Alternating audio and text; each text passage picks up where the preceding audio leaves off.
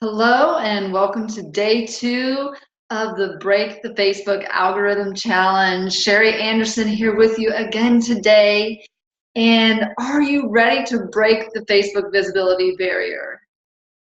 So here's what we covered in training video number 1. If you weren't able to watch the first one, I encourage you to go take a look at it and you'll learn what the Facebook algorithm is, how the Facebook algorithm works, some of the challenges with the Facebook algorithm, and why it's so important to stay in sync with the Facebook algorithm. So that's what was covered in that first training video yesterday, and we are going to continue on today and ask the million-dollar question is, how do I constantly stay in sync with the Facebook algorithm so I can maximize my visibility and in turn maximize my profits?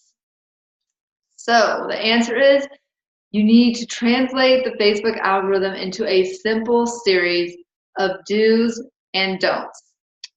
So that's what we're talking about all today in this day 2 training, the do's and don'ts. The do's and don'ts of the Facebook algorithm. So some of the Facebook algorithm do's, we're going to hop right in here and get started. We're going to talk about the content, what you should be posting, how you should post it, where you should be posting, and in general, the best practices for best results. So what you should be posting, the first thing that you need to be doing is that you need to make sure that you have relevant content. Your content must be relevant to pique the interest of your audience so that they engage with you.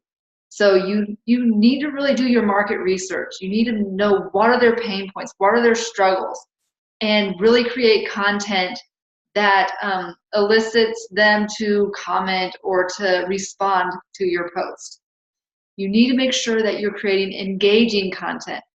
The longer your followers are engaged in your post, the higher your score will be. Now see, this is one thing that I didn't know before I had done my research, is that Facebook now, their algorithm is so advanced that if you spend time reading a post and a post is up on your screen, it basically is rating that post as high content, whether or not you like or comment on the post. So let's say there's someone that you are following, but you always read their post, but you never like or comment on their post. Facebook knows that you're spending time reading that person's post, and so they could send you more of that person's posts. So that's amazing that Facebook is able to track that at this point in time. So make sure that when you have content that it's engaging, that people are spending time looking at it and reading it. Also, viral content. The more your content is shared, the higher the engagement and relevance, the higher your score will be. So we just want to make sure that your content, if we can get it to be shared, all the better. It's good if your content is shared. So how should you post it? Now, live video. Now, when a page is broadcasting live, oh, sorry. Let me go back here. Hold on. Sorry, when a page is broadcasting live, it's likely to appear in the news feeds. Because I'm sure you've all seen when you go live or when one of your friends goes live, you'll get a little notification that'll pop up saying that so-and-so is live right now. It's just live video is top priority in the Facebook algorithm. It is Facebook's #1 way to promote content. So if you had to, on a grading scale, Facebook values live videos more than any other type of content. Now, that doesn't mean that live videos are the go-to save-all for every single person. You have to know your audience. Some people just don't like, and some audiences just don't like watching live videos, so it may or may not work for you. But Facebook, as a general rule, values live video more than any other form of content, whether it be a recorded video or images or text. So the next one is recorded video. So even if you don't want to go live, video content generally outperforms text. So like I said, that's the second, number one in Facebook's algorithm is live video. The second is recorded videos. And then third are images, because pictures do often say 1,000 words and could be exponentially more powerful than text because they're more likely to elicit an immediate response. So if you're going to have if you're going to write out a post, make sure you throw in a picture with it, just to grab people's attention, and it'll draw their eye to it, and they're more likely to stick around and read your post. So those are how you should be posting. Now, where should you be posting? This one is a little bit more controversial, because as business owners, we should be promoting our businesses on our business page. But as we all know, Facebook has limited our business page interaction. But if you are growing and you're scaling your business, your best place to post your content is on your business page. And post here often and direct traffic to this page. Like I said, if you have email, using outside sources to get people to your business page, using other social media platforms, using Instagram, Twitter, Pinterest, LinkedIn, you can use all of those, and of course your email list to draw traffic to your business page to see your posts. But if you're not posting as much on your business page, and plus it gives you the social proof, so that someone that doesn't know you finds your business online, they can go back and look and see your whole history all in one place that's open to the public, and everyone can see your business information and all the value that you put out into the world. But if you don't have a business page, then second best place to be posting is in your group. So if you have a group, this is the second best place to be promoting. The group is really your central location. I always say that your business page is sort of like a billboard, where people just sort of drive by it. They see it, but they don't interact with it, right? But your group is like the local cafe or the local coffee shop, where people sit down and build relationships and get to know each other. So if you have a group, that is the second best place to be posting, because you can post content on your business page and then share it into your group. Or you can just, that would be a good practice to get into. The third best place where you should be posting is in your peer groups. Post in groups where your target audience is, but monitor your level of engagement, because groups can get overwhelming and they can suck you in. And we all know, how many groups are you a member of and how many are you actively engaged in. I recommend that you limit yourself to 3 to 5 groups that you actively are participating in. That way you're getting the most out of those groups, and you're not spreading yourself too thin. You're not becoming overwhelmed because you're trying to be everywhere. Because here's the thing, if you're trying to post in 100 different groups, you're not really creating relationships, first of all. Second of all, you're spending a lot of time.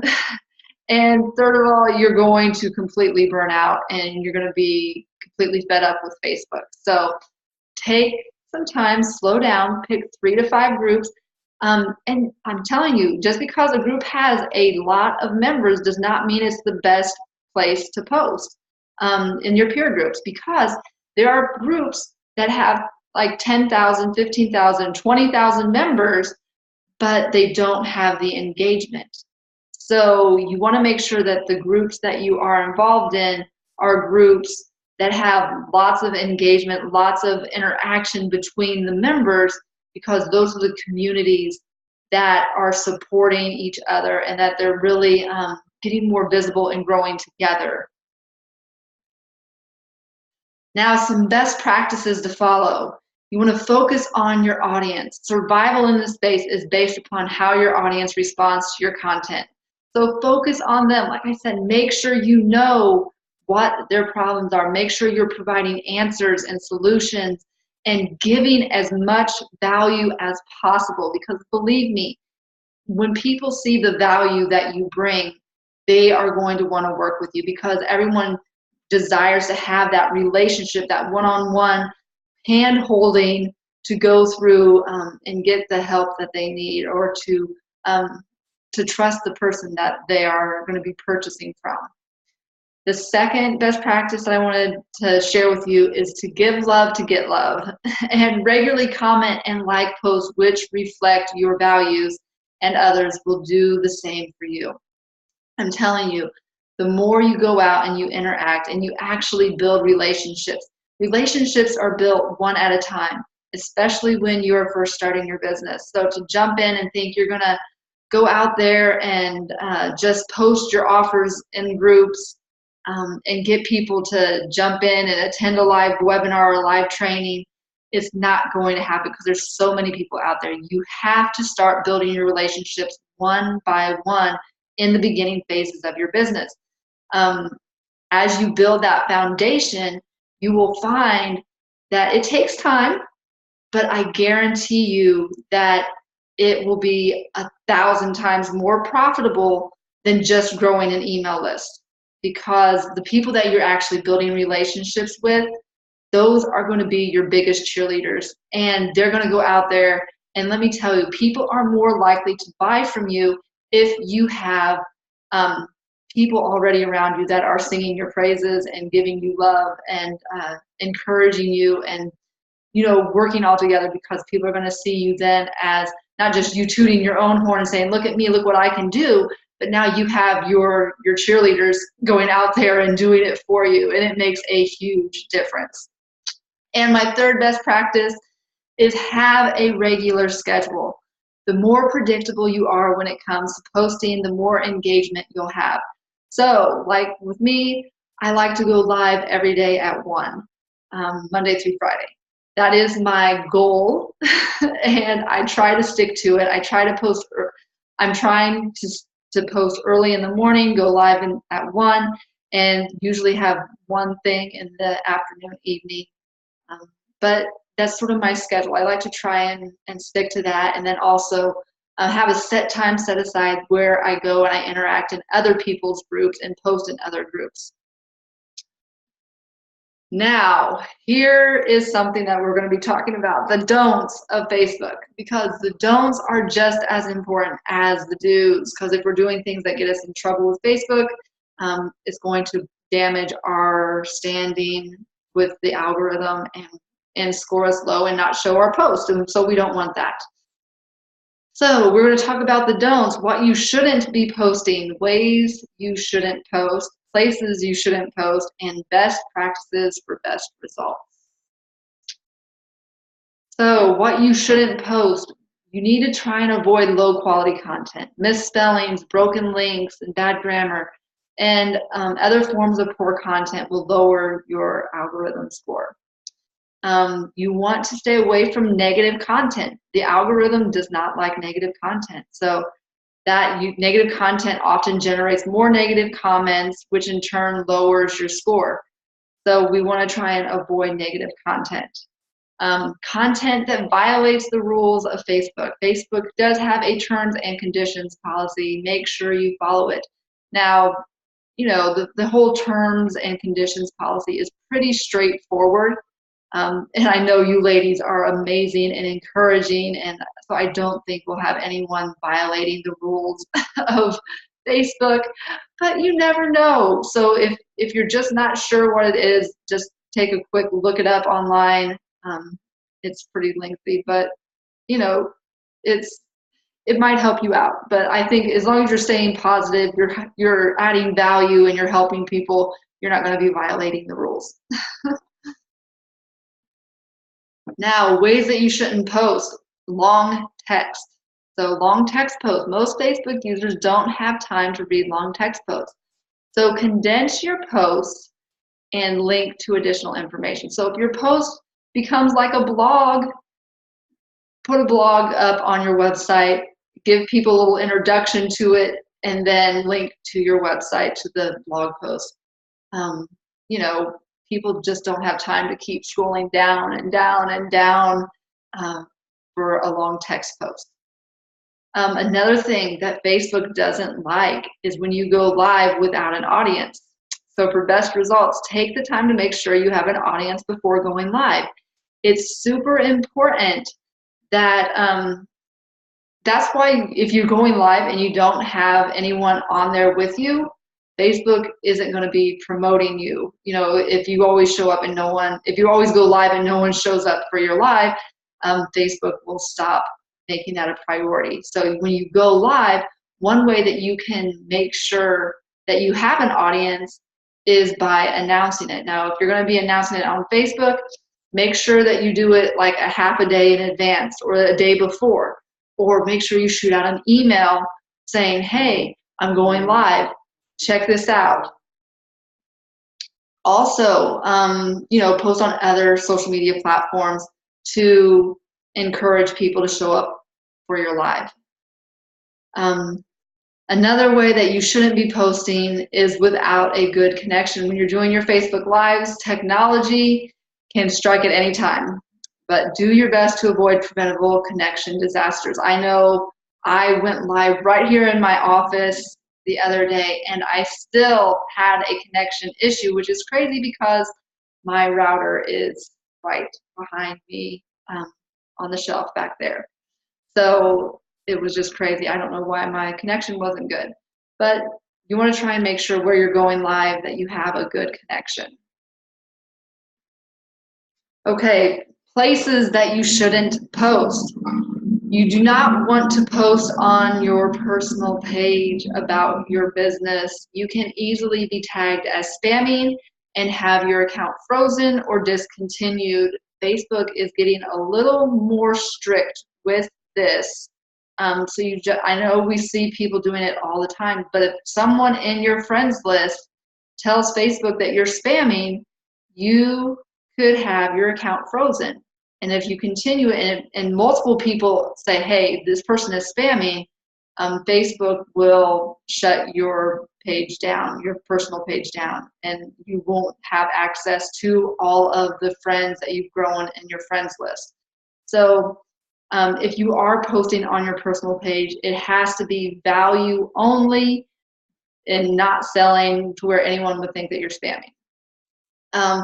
Another place that you should not be posting is in unvetted groups. Posting in unvetted groups will decrease your score due to the low quality of the audience. Because if you're going in places, into groups that don't have a lot of interaction, it can ding your score, which is sort of strange, but it does. So you want to make sure that you are posting in groups where your ideal clients are located and where people are active and engaging and having conversations and really connecting.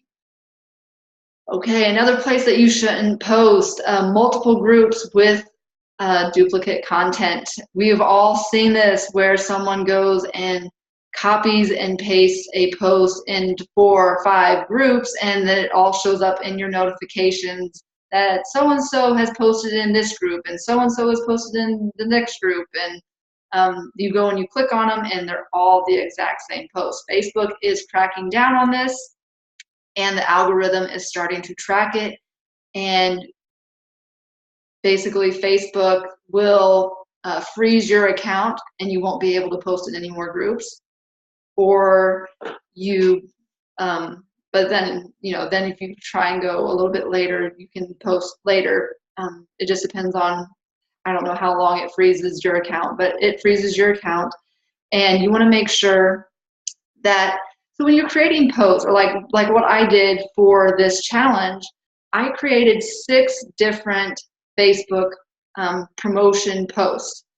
Every one of them is different links, different content. I mean, it's all to get people to join the challenge, but I wrote 6 different pieces of copy to post on Facebook. And so what I did, I was able to copy and paste those, but the post that I was copying and pasting, I would only paste it in like 1 or 2 groups for that day. So, I mean, I could post in up to 12 groups a day if I wanted to promote this challenge. But that's really, you want to make sure that you're creating new content as much as possible and not just copy and paste posts. Sorry. Now, best practices, don't be in a hurry. Marketing and social media is all about relationships. So take the time to create posts that grow relationships first and foremost.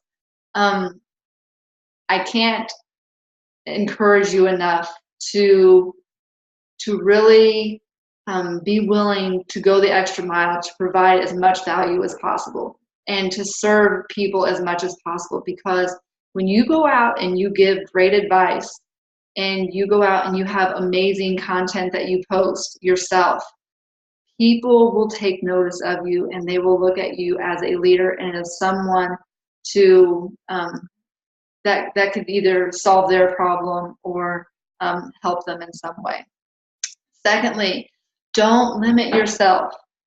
Facebook is very regulated now, so the more technologies that you integrate with it, the greater the success you will have. Like I said, pull people from other social media platforms into your group. Use your email list. You know, do those things to maximize your visibility, especially when you go live. Spread it out on other social media platforms and bring them in to Facebook.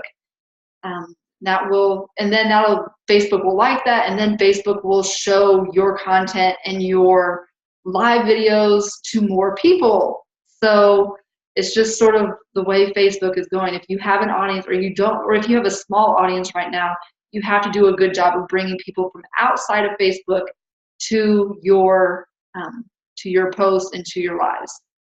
And number 3, don't overdo it.